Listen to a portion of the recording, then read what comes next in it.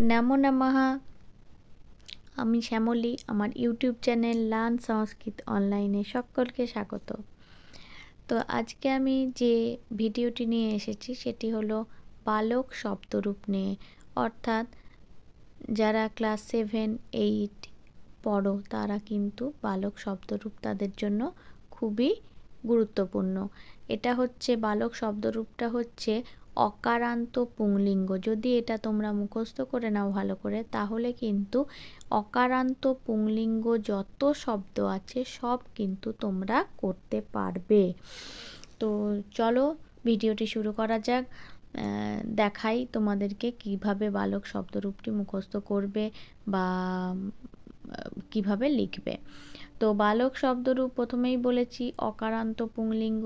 দেখো একদিকে বিভক্তি আছে, বিভক্তি আমরা জানি প্রথমা, দ্বিতীয়া, তৃতীয়া, চতুর্থী, পঞ্চমী,